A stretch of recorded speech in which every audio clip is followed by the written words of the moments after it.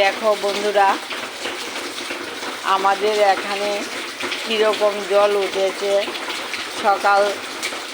কালকা তো সারা রাত্রে বৃষ্টি হয়েছে, মাঝখানে একটু কম ছিল, আবার বৃষ্টি ভোরবেলা থেকে।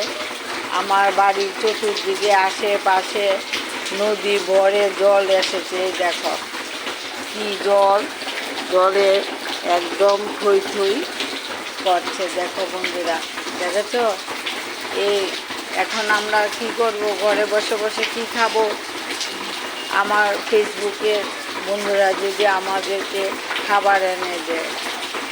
সবাই আমার পাশে আছো, ভালো থাকো, সুস্থ থাকো।